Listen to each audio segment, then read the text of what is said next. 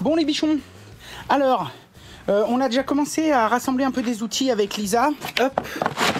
On a commencé à déballer, il n'était pas rangé comme ça, mais on a viré tous les cartons superflus et tout. On a déjà commencé à déballer, donc tu vois ce que je te disais, la ferme de Beaumont, c'est nickel, petit clin d'œil aux copains. Donc en gros ça c'est quoi? C'est une trappe automatique qui va servir à ouvrir aux poules le matin en fonction de l'heure définie et à fermer le soir. Pourquoi on a pris ça? D'abord parce que comme pour l'arrosage automatique, comme pour tout, on a une grande maison, on a beaucoup de choses à s'occuper et ça nous enlèvera une corvée, premièrement, comme ça se démerde. Alors bien sûr on va vérifier qu'il n'y ait aucun souci, que ça fonctionne bien et tout. Deuxièmement, le fait de fermer le soir, ça nous protège les poules, comme ça elles seront complètement fermées dans leur abri et il n'y aura pas de bestiole qui viendra et tout. En plus celle-ci elle est sécurisée, on va te montrer, elle a deux petits loquets en bas qui fait que quand elle est fermée, elle est verrouillée, on peut pas l'ouvrir de l'extérieur. Ça c'est plutôt bien. Troisième chose, oui c'était bah voilà quand on part en vacances ou quoi que ce soit, c'est pour ça tu verras on a pris aussi des abreuvoirs un peu gros, on a pris des mangeoires un peu grosses, etc. pour que le jour où on veut se barrer 10 jours, tu vois, soit pas une corvée. Moi on a toujours eu des animaux dans la famille, mes parents, mes grands-parents, j'en avais avant dans mes anciennes maisons et tout. À chaque fois, ouais, faut aller voir les voisins, faut aller voir un pote, faut aller voir un tonton, une maman, tiens tu veux pas passer mettre du grain, ci, faire ça. Là au moins ça se démerde, on est indépendant. T'es d'accord? Oui. Ok. Donc, première étape, il va falloir qu'on commence à percer. Alors nous, on va utiliser le matériel qu'on a, hein, comme d'habitude, je te le dis à chaque fois. Donc on a la chance d'être bien équipé. Si toi, tu as besoin de percer du bois comme ça, bah, un petit trou de mèche et puis une scie sauteuse. Et tu verras, tu arriveras à t'en sortir aussi bien que nous. La première chose qu'on va faire, on va déjà regarder un petit peu la largeur. Donc ça, c'est la porte. Et cette porte, il va falloir qu'on la présente. Donc elle va être dehors. Hein. Alors tu vois, je sais pas si tu vois bien, normalement la caméra s'adapte un peu. Là, on a nos oignons et nos échalotes du jardin, un endroit sec et sans lumière et un peu aéré, bah c'est parfait le poulailler. Et là derrière on te fera voir, on a les mangeoires, les trucs, d'ailleurs on en installera peut-être. Donc voilà, largeur, et bah regarde, on n'est pas déconnant, on prendra la cote. Et la hauteur, moi je veux partir à ras. Donc la première chose qu'on va faire, on va sortir le multicut là et on va déjà mettre un coup là au milieu et mettre un coup sur chaque côté pour avoir plus ou moins notre largeur.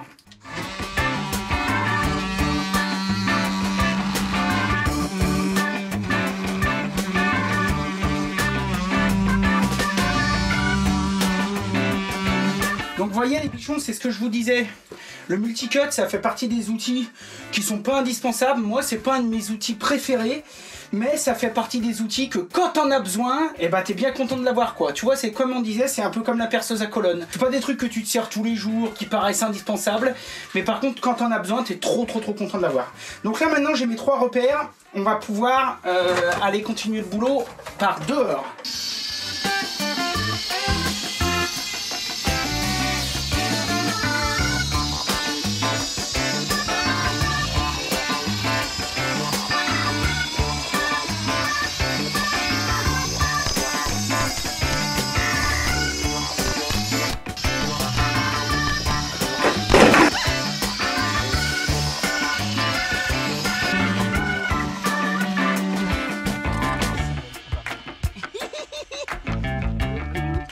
C'est trop cool. Ça va, ça te plaît? Ouais, nickel. Alors les prochaines stapes, je crois qu'il faut assembler papa dans maman. Alors attends, ça c'est B, ça va avec B. Ça c'est A, ça va avec A. Là ça se clipse juste comme ça. Voilà. Et du coup B avec B. C'est vraiment facile à mettre en place. Ok, donc maintenant je crois qu'il y a 4 petites vis pour les faire tenir ensemble. Alors là par contre avec la pelouse et tout, mets-toi bien au-dessus du truc parce que là sinon ça va être la catastrophe. Alors le bas de la trappe, tu vois, c'est ce que je te disais, il y a des petits tétons là qui viennent verrouiller la trappe. Donc en gros quand elle est comme ça, elle descend et tac, elle se verrouille ici, elle peut plus remonter. Et c'est quand tu tires là-haut, quand la corde va se relever que tu vois ça rentre les petits tétons là en bas. On le voit bien là. Tu vois ça rentre les petits tétons en bas. Voilà. Et donc bah du coup ça permet de la refaire glisser. Donc notre trappe elle est à peu près comme ça. On va mettre un coup de niveau pour pas faire de la merde. Là, je vous conseille quand même toujours d'y mettre un coup de niveau.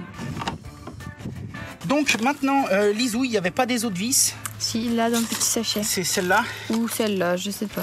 Je pense que ça doit peut-être être celle-ci. Parce que là, il y en a combien? 4? 4. À mon avis, ça, c'est peut-être pour fixer le boîtier, non? Oui. Parce que là, il nous en faut 1, 2, 3, 4, 5. Donc, il nous en faut 10.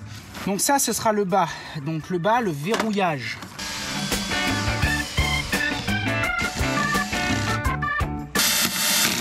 font de ces trucs maintenant que je pense à mon pépé cocotte et à ma mémé cocotte. Ils doivent me regarder, ils doivent être fiers, mais ils doivent... J'y pense, je me dis, putain, tu vois, je crois que s'ils étaient encore là et qu'ils avaient encore leur poule, ça aurait été le truc que je leur aurais acheté. Parce que tous les jours... Aller ouvrir. Ah bah tous les matins, ils allaient ouvrir, tous les soirs, ils allaient fermer. Donc là, il faut présenter l'enfant à sa mère. Il faut mettre le deuxième, mais le deuxième, il faut lui laisser un petit peu de jeu. On va lui laisser un chouille de jeu. On va laisser un petit millimètre en tout, quoi. Je vais présenter l'enfant à sa mère. J'ai envie de dire beau gosse. Nickel. Par contre, là, tu vois, en bas, ça se... C'est pas assez serré, tu veux dire? Bah non, je sais pas, mais tu sais, elle est... Ah, mais on est con, parce que de toute façon, elle sera en tension comme ça.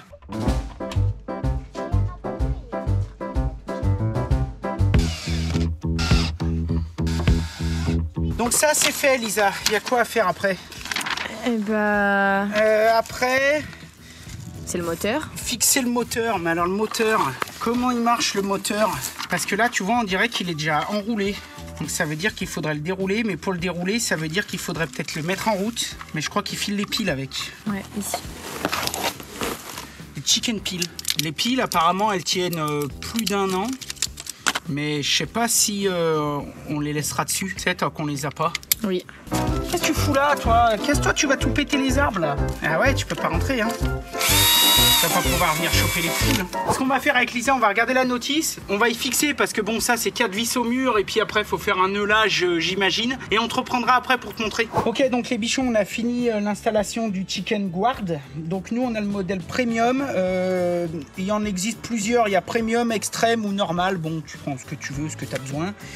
Le modèle premium, il est équipé en fait d'une petite sonde luxmètre, en gros, qui est ici là et qui va détecter le taux de luminosité environnant. Alors l'avantage aussi de ce modèle, c'est qu'il a beaucoup de cordes, donc comme ça on a pu l'installer un petit peu plus haut, comme ça il est un peu plus protégé que s'il était là, en sachant que tout est étanche et en sachant qu'avec Lisa on a été obligé de leur démonter parce qu'on avait oublié de mettre le joint d'étanchéité en silicone. Donc on l'a installé, on a remis, tout est nickel. Il faut bien installer le moteur pour que la ficelle soit dans l'axe, donc ça veut dire que le moteur sera légèrement décalé à droite, et donc après on fait simplement un nœud et ça marche super bien. Alors ensuite il va vous demander de calibrer la porte, c'est-à-dire de définir le point haut où vous voulez qu'elle soit considérée comme ouverte et le point bas, en sachant que le point bas faut quasiment aller vraiment jusqu'en bas pour qu'il y ait la butée et qu'il y ait un verrouillage automatique. Donc là nous on a fait et après alors c'est en français, on peut choisir la langue, changer la langue, ça c'est bien, merci les mecs. On n'est pas tous bilingues, nous on a des notions d'anglais, on aurait pu se débrouiller, mais bon c'est toujours mieux en français. Ensuite on règle l'heure, donc là on lui a mis l'heure, nous c'était 11h28 qu'on a réglé, et ensuite on a 3 paramètres pour le faire ouvrir ou descendre. Alors d'abord il y a un paramètre manuel qui permet de le faire manuellement. On s'est regardé avec Lisa, on s'est dit aucun intérêt de le faire manuellement parce qu'à ce moment là c'est plus facile d'avoir comme une porte avec un loquet qu'on vient ouvrir le matin et fermer le soir. Donc bon, mais ça peut être intéressant, je sais pas si un jour il y a un problème ou si on veut les fermer dans la journée ou etc. pour je sais pas faire du nettoyage, voilà. Donc bon, ça a le mérite d'y être. Ensuite, il y a sur minuteur, donc en gros, on lui dit tu t'ouvres à telle heure le matin, j'en sais rien, 6h du mat, tu te fermes à 8h du soir. Fonction minuteur. Ensuite, on a la fonction sensor qui va la faire lever dès qu'il fait jour et fermer dès que la nuit tombe. Et ensuite, on a la combinaison, nous c'est ce qu'on a choisi, la combinaison entre luxmètre et minuteur. Donc c'est-à-dire que il va détecter quand ça fait jour, il va la lever et pareil la nuit, mais il y a quand même la position luxmètre. Alors à quoi ça sert? Eh bien l'exemple parfait, c'est en cas d'orage. On a eu un gros orage la semaine dernière là ici, à 4h de l'après-midi, 4h, 4h30, sans dès qu'il faisait nuit quasiment. C'était vraiment le ciel, il était noir, vert, violet, on a même cru que ça allait grêler. Donc là dans ces cas-là, plutôt que ça ferme et que les poules restent dehors, même si je pense qu'elles iront peut-être plutôt se mettre à l'abri, mais bon, on sait pas trop ce qui se passe dans la tête d'une poule. L'appareil va dire attention parce que je détecte quasiment la nuit, mais moi je suis pas arrivé encore à mon minuteur, donc je vais peut-être attendre avant de fermer la porte parce qu'il y a peut-être des poules dehors ou quoi que ce soit. Je l'ai mis en manuel juste pour vous montrer et après on le remettra en sensor. Voilà. Donc là j'appuie et là la porte se ferme.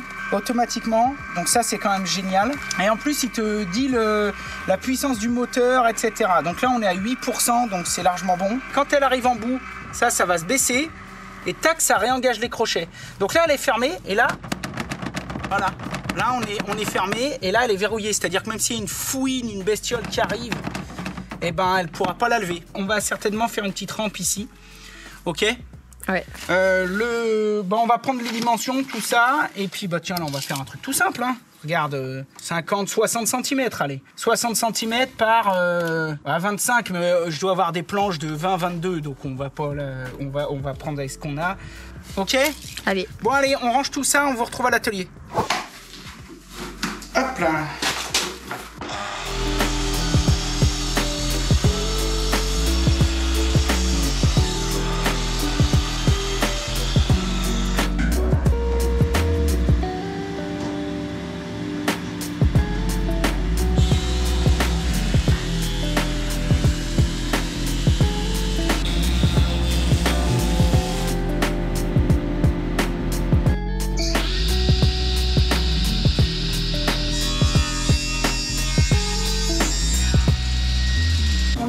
Mesurer les angles et tout, mais bon, c'est histoire de... Bon, on devrait pas être trop loin de la vérité.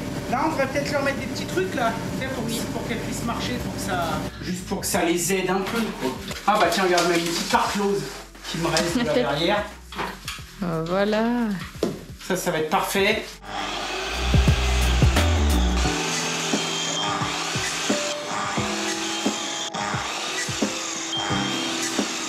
T'as vu Lisa, quand même, ça prend du temps tout ce qu'on fait. Hein. Oui, bah c'est sûr. Donc tu vois pourquoi l'importance de la qualité. Parce que si tu fais de la bonne qualité, ça te prend du temps, mais ça dure. Oui. Alors tu sais, si tu fais de la merde, ça te prendra quand même du temps, sauf qu'il va falloir y refaire dans 2 ans, quoi. Ça, je peux pas y voir. OK ? OK. Nickel. 2-3 petites pointes. Parfait. T'en penses quoi ? Tu vas pas y coller ? Non, je vais y pointer, je pense. OK. Bon, avec les ouilles, on a à peu près tracé des petits traits un peu vite fait, bien fait. Bon, il n'y a pas besoin que ce soit Versailles, mais... Bah oui, elles vont être contentes, nos petits poupous, là. Je suis deg parce qu'on s'est rendu compte avec Lisa que j'avais un des sacs de l'aspirateur, de la raboteuse et tout, qui était percé. On avait déjà dû le rafistoler avec du scotch et le scotch est viré. Ça fait que là, le local, il est plein de merde, mais je vais y nettoyer cet après-midi. Que du coup, quand on met l'aspirateur en route, et ça aspire et ça recrache tout dans le local. Génial. Bonne année. Puis t'as vu, ça, c'est des trucs qui sont bien, l'isouille. Tiens, c'est gros, on en a oublié un. On en a tracé un de trop. Ouais, je pense. Même si au pire, il faut remplacer que ces petits trucs, ce sera facile à faire. Attends, je vais en refaire un en 2 secondes. Ok, donc là, on a ça. Ce qu'on va faire, c'est qu'on va faire 2 pré-trous là-dedans. Et comme ça, on va pouvoir aller y foutre une vis là-bas. Je crois que là, on aurait presque pu percer direct dans le truc. Hein. Bah oui, c'est pour ça que t'as fait d'ailleurs l'angle. Bah oui. Et tiens.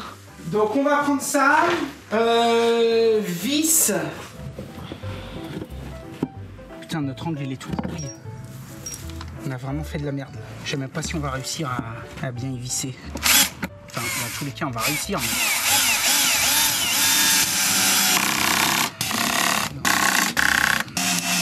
Ah bah voilà.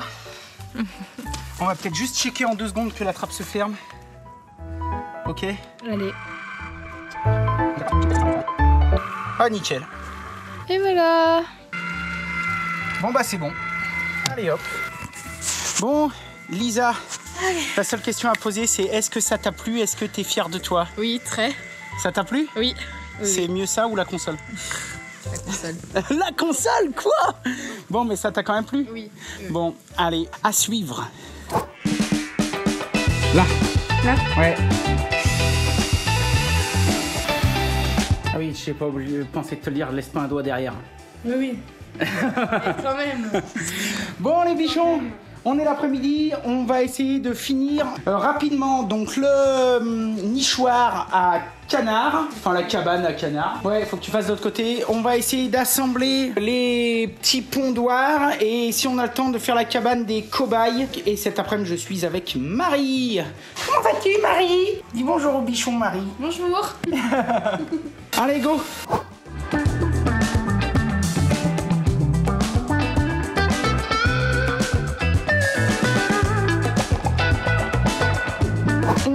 a fixé donc le couvercle, nickel, le toit, tu vois, on l'a bien fait dépasser de partout. Alors après, ce qu'on fera là, je sais pas, on va peut-être y mettre une peinture, puis une résine, ou j'en sais rien. Et je vais faire en sorte que ça résiste longtemps, même si bon, c'est du Douglas, je voudrais que ça résiste le plus longtemps possible. Donc voilà, on a mis des petites charnières américaines toutes simples. Et avec Marie, on s'est fait chier de ouf là pendant une demi-heure. Elle est en train de décoffrer les collages qu'elle a coffrés tout à l'heure. On s'est fait chier de ouf parce que au début, on voulait y fixer avec des aimants.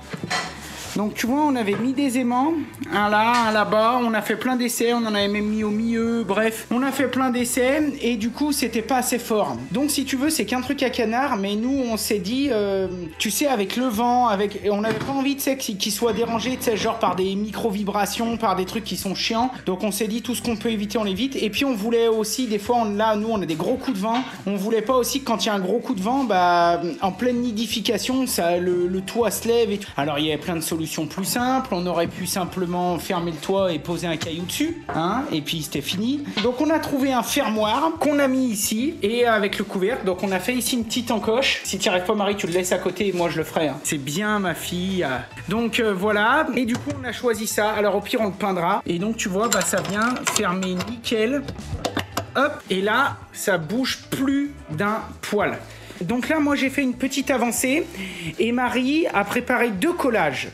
On va s'en occuper tout de suite. Ce collage, on va y transformer, comme on a fait ce matin pour les poules avec Lisa, en petite échelle. Donc, qui va venir ici, là. Voilà, qui va venir rejoindre ce truc.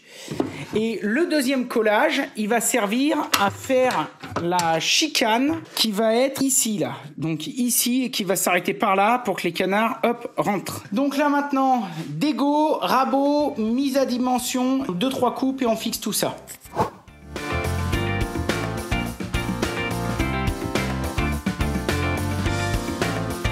Bon bah ça avance pas mal, une petite entreprise.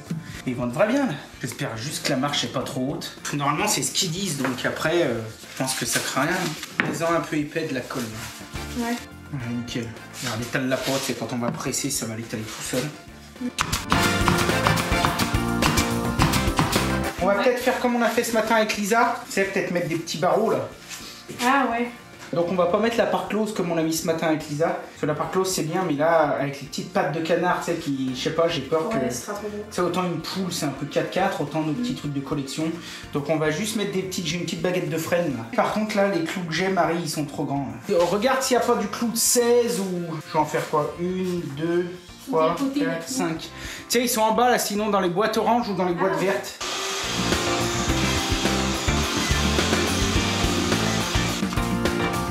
Donc normalement pour celui d'après, tu vois, si tu fais comme ça. Comme ça, ah ouais, tu le colles et après ouais, t'as plus besoin. Tu mets une pointe là, après tu déplaces, tu mets une pointe là, tu l'enlèves, hop, ok, allez tu fais ça. Comme ça tu mets la colle derrière les petits schrunch, tu sais te servir du cloueur, tu fais juste attention à tout, tu mets pas tes doigts dessous, oui. Même si c'est des toutes petites pointes. Allez go. On a terminé ça avec Marie, le nichoir à canard. Donc bon, c'est nickel. En termes de finition, de qualité, nous, ça nous va bien. Ils auront une petite plage, ils pourront grimper par là, voilà. Et puis ensuite, dedans, donc il y a une petite chicane. Ça, c'est vraiment ce qui est conseillé. Et ensuite, hop. Alors là, ce coin, il est un petit peu profond, mais on a revérifié. Normalement, c'est ce qu'ils disent. Hein. Ils disent en 18 et 20. Et là, on doit avoir 20. Si on voit dans le temps que c'est un petit peu trop profond, soit j'y remettrai du bois, soit j'en sais rien, j'essaierai de rehausser. Enfin, je trouverai une solution. Je ne vais pas les laisser crever dedans. En fait, normalement, ils disent que c'est à cette profondeur parce qu'on y rajoute 10-15 de paille, de foin, de sueur, de machin pour qu'ils fassent leur nid. Donc, normalement, ça devrait être bon. Passé un temps, on voulait faire, enfin ça nous a traversé l'esprit de le surélever, donc je pense qu'on va le surélever, mais je voulais faire comme un espèce de châssis en métal, puis après je me suis dit ça va être long, ça va être chiant, on n'a pas que ça à faire malgré tout, parce que là ça reste un truc de basse-cour et pendant ce temps la cuisine n'avance pas, même si on est très content de faire ça, et en plus ça me permet de passer du temps avec les filles. Donc on s'est rappelé qu'il nous restait normalement, on va vérifier, mais il doit nous rester une vingtaine de pavés, comme ça on pourra en faire 2 piles dans le bassin pour faire reposer ça, parce que là on imagine qu'en fait le bassin va poser dessous, et puis on pourra en mettre 2 ou 3 là-dessous pour que ça surélève un petit peu ça du sol. Voilà, et puis c'est toujours pareil, on ira, on essaiera, on verra. Si ça marche, bah tant mieux. Si ça marche pas, et ben on trouvera une autre solution. Ce qu'on va faire en attendant, ça c'est une vieille astuce qu'un de mes patrons m'avait donnée. Alors bien sûr, ça peut se faire que quand on va peindre le bois, que quand on peint le bois, parce que si vous voulez le laisser couleur bois, bon bah il faut pas le faire parce que ça va faire horrible. Mais tous les points stratégiques du toit, les nœuds, tous les endroits, les angles, etc., les têtes de vis, tout, on va tout venir y passer au silicone. Donc pour ça, moi je vais prendre le Griffon Wood Max. Là pour ça, il est top. Il est top et surtout il sèche en 30 minutes et on peut le peindre comparé à un silicone standard. Donc on va y passer au silicone avec Marie, on vous mettra en accéléré. J'ai sorti 2 spatules et en gros comme ça bah, on va traiter tout ce qui risque de merder, ce qui risque de faire soit un courant d'air à l'intérieur, soit des infiltrations d'eau, etc. Et comme ça, une fois que le silicone sera sec, on pourra le peindre. Donc on verra, je sais pas, soit on le peindra en rouge de la couleur du chalet, soit on le peindra en l'espèce de rouge norvégien bordeaux là. Ah ouais. Soit comme ça, soit sinon on le peindra en beige. Faut qu'on regarde ce qu'il nous reste comme peinture. Et après, on peindra tout et ce sera nickel.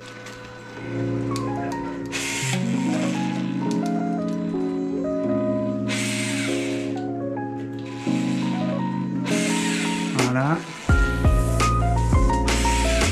Donc là, tu as vu, je bourrine, hein, on s'en fout un peu. Hein.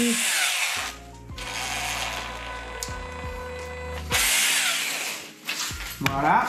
Et donc après, j'ai pris 2 vieilles spatules. Et avec ces vieilles spatules, eh ben, je vais venir, tu vois, c'est pas plus difficile que ça. Ça, je le fais parce que derrière, je le peins et qu'une fois que ce sera peint, personne va y voir. L'autre avantage de ce silicone, c'est qu'une fois qu'il est sec, on peut y mettre un petit coup de ponçage. C'est vraiment quelque chose, moi, que j'adore. Alors par contre, je m'en sers pas pour tout, parce que tu vois, il est très fluide. C'est nickel. Et ça, mine de rien, bah ça va renforcer un petit peu toute la cabane.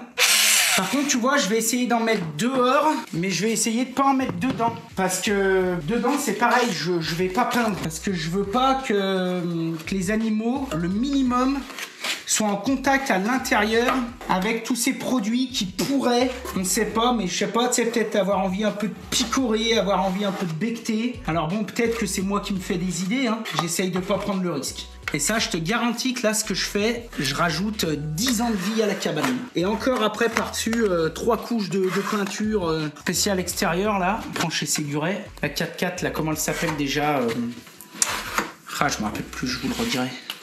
Bon, ce qu'on va faire, les bichons, c'est que on va y finir, là, en off. Et puis, on vous reprend après.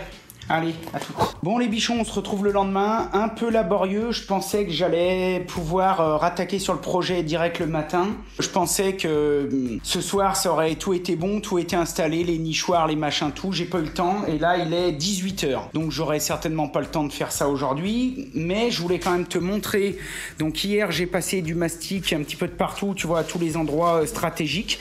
Du coup j'en ai passé aussi de partout sur tout le couvercle, histoire de le plastifier, que ça vieillisse bien et tout. En sachant que ça c'est pareil, je verrai plus tard, j'y mettrai peut-être quelque chose pour y protéger un peu mieux, mais là j'ai confiance. Donc à moins que le bois bouge dans tous les sens et qu'il craque et qu'il y ait une fissure au milieu, ça devrait pas fuir.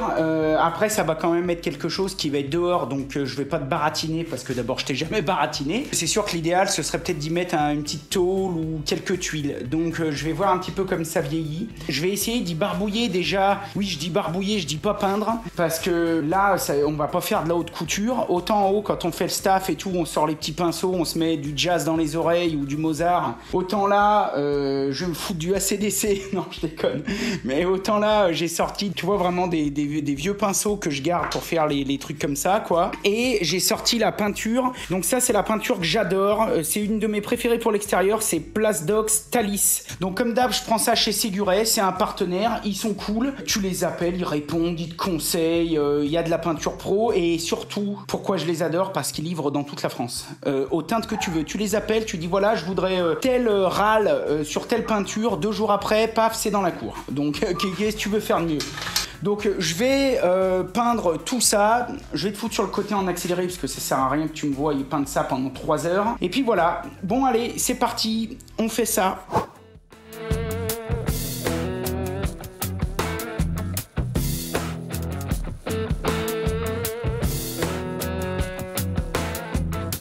Bon bah les gars, je dois dire que ma première couche de barbouille, j'en suis assez content. Donc je l'ai fait bien grasse, bien épaisse. J'ai essayé vraiment d'en déposer de partout. Alors bon, je suis en train de voir que j'ai une ou deux petites coulures. Bon, c'est pas bien grave, hein. Mais j'en suis assez content. Et là ce soir, tu vois, il me reste un petit peu de temps. Je vais essayer vite fait d'assembler les nichoirs parce que normalement, enfin les pondoirs même, parce que les poules, ils ne dorment pas là-dedans. Elles s'en servent juste pour pondre, parce que les poules dorment sur des perchoirs qu'on installera aussi. Normalement, il me reste qu'à les assembler. Donc bah écoute, on va essayer de faire ça. Allez.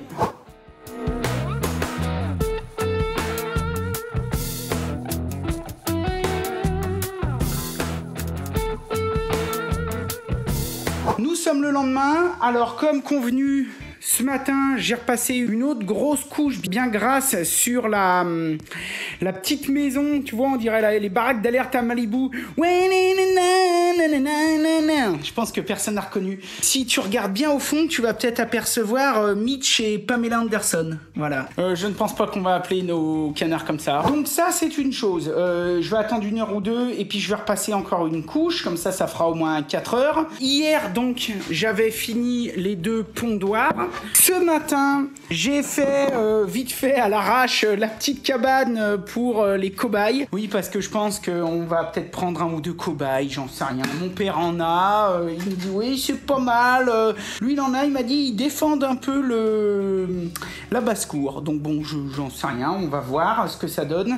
Donc j'ai fait un truc tout simple, hein, tu vois, et à l'intérieur, voilà, il n'y a même pas de fond, comme ça je vais le poser. Maintenant, il me reste à faire les perchoirs. Alors les perchoirs, c'est le top du top, parce que là c'est pareil, je suis passé avec Sautrin Bois, et donc j'ai vu avec eux pour prendre chez eux du tasseau-rond, donc pour faire du perchoir. Je me suis renseigné un petit peu en fonction de si vous avez des poules, des canards, des perruches, des oies, enfin en fonction de ce qu'il y a dans votre basse-cour, il faut des diamètres de perchoirs différents. Bon, moi c'est ce qu'on m'a dit, je suis pas du tout un expert en basse-cour. Mon père pendant des années il a mis des branches, ça allait très bien, il n'y a pas de souci. Je vais les fixer au mur, mais pour les fixer au mur, je vais redécouper là-dedans des carrés, et dans ces carrés, je vais venir y faire un trou à la perceuse à colonne avec une mèche Zobo. Mon perchoir va venir rentrer dans le trou, et ça après je pourrai y pointer ou y visser sur les côtés du poulailler. Allez, go!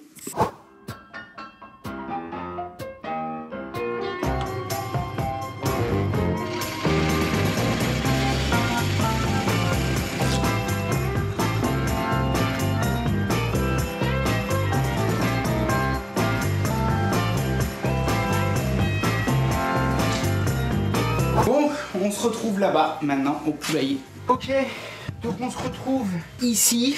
Donc c'est là que je vais installer les perchoirs. J'ai amené un peu le matos, donc je vais coller clouer. Alors, ce qu'il va falloir, c'est réfléchir. Je vais peut-être partir d'ici. Allez hop, on prend un truc, un deuxième rond. Foutre un peu de colle.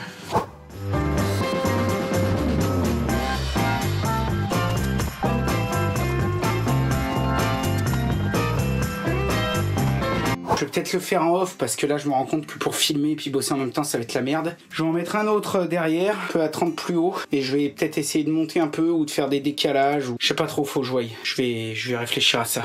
J'aurais déjà bien avancé. Attends, je vais éternuer. Putain, pardon. Donc, petite visite. Donc ici, tu vois là-dessous, là, il y a la petite cabane des cobayes, donc enfin des cochons d'Inde. Donc je sais pas si je vais la laisser ici, pas ici. Elle est encore pas fixée, on verra. Là, j'ai monté un petit abreuvoir automatique, juste pour te montrer un petit peu comment c'était. Bon, c'est tout con. C'est un petit peu comme les mangeoires à chevaux. Tu sais, dedans à l'intérieur, il y a un petit robinet flotteur, comme dans les chasses d'eau. Il y a de l'eau qui coule. Dès que c'est plein, ça ferme le robinet, et dès qu'il y en a plus assez, paf, ça vient en rechercher dans la citerne. C'est vraiment pas mal, et je suis en train de me rendre compte que bon bah ça c'est génial, mais je suis en train de me rendre compte que si je veux même y automatiser un petit peu plus, avoir peut-être de l'eau un peu plus fraîche et pas m'emmerder avec le gel l'hiver et tout, je pourrais peut-être même tirer l'eau et venir peut-être le brancher en direct. Je sais encore pas trop comment je vais faire, on va voir. Bon, ça je te réexpliquerai quand ce sera installé. J'ai monté aussi une petite mangeoire automatique, donc tu vois c'est pas mal. Alors bien sûr là il n'y a rien de fixé, faut que tout que je la fixe, mais en gros on met la bouffe dedans. elle tombe, mais d'ici, elle n'est pas accessible. Tu vois, c'est fermé. Et donc du coup, bah, ça évite aux rongeurs, etc. à venir en bouffer. Pour y ouvrir, en fait, il faut que la poule elle marche là-dessus et avec son poids, hop, ça ouvre la trappe, tu vois. Quand tu appuies là-dessus, et bah, paf, ça ouvre la trappe et ça donne accès à la bouffe. Donc ça, on en a deux. Des abreuvoirs, on en a deux qu'on va répartir un petit peu dans le poulailler. J'ai mis les deux fameuses boîtes qu'on a fait avec les filles, là, les pondoirs. Comme ça, tu vois, c'est tout de suite en face de la porte. Dès qu'on rentre, paf, on peut récupérer les œufs. Et ça irait nickel. Et voilà là les perchoirs. Donc j'en ai mis 3 et j'en ai suspendu un. J'ai toujours vu chez les papis-mamies, ils avaient des perchoirs suspendus.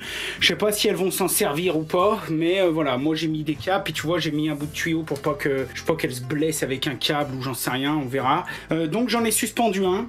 Et on verra si elles s'en servent ou pas. Et puis voilà, sinon ce sera vite démonté. Et sinon bah, j'ai mis les 3 perchoirs. Et pour finir, j'ai sorti la petite cabane. Donc c'est plutôt carrément beau. Je suis trop content. Donc c'est bon, 3 couches de peinture. Bon, il faudra peut-être qu'on y remette un petit coup plus tard. Il me restera 2-3 finitions à faire. Il va falloir soit que je remette des pavés peut-être pour qu'ils puissent grimper dedans et monter, soit ils vont monter direct comme ça, soit faudra que je refasse une petite échelle, j'en sais rien. Mais en tout cas, c'est bien joli. Voilà. Puis quand derrière il y aura toute la haie, ils seront un peu protégés dans tous les sens. Les arbres qui vont monter de partout, donc qui vont venir faire de l'ombre. Je suis bien content. Voilà. Bon les bichons, c'est la fin de cette aventure de la basse-cour pour l'instant. On verra l'évolution plus tard, on va voir, je te tiendrai au jus. Ce qu'on va faire, c'est qu'on va continuer la cuisine. Donc je voulais finir ça, mettre tout ça en place, c'est fait. Et puis la prochaine fois, on se reprend dans la cuisine pour la suite. Et voilà, j'espère que ça vous aura plu, que ça vous aura donné 2-3 petites idées. Et surtout le goût et l'envie d'essayer de faire des choses qui peuvent être cool et puis qui peuvent... vous inspirer et puis vous amener des petits moments de tranquillité, de sérénité et tout. Moi, je suis vraiment très content d'avoir fait tout ça. Enfin bref, je vous adore, prenez soin de vous et comme d'habitude, soyez créatifs, faites de votre mieux et si possible, du bon boulot. Allez, yeah! Donc je vais refaire de la colle. Tout de suite derrière, je vais enlever la corde et puis comme ça, on va pouvoir continuer de monter. Bon ça y est les bichons, c'est parti. Première flambée. Donc le granulé a commencé de tomber. À l'intérieur du creuset, il y a comme une espèce de petite résistance. Ça fait quasiment comme un décapeur thermique qui vient chauffer à rouge les pellets. J'y vais.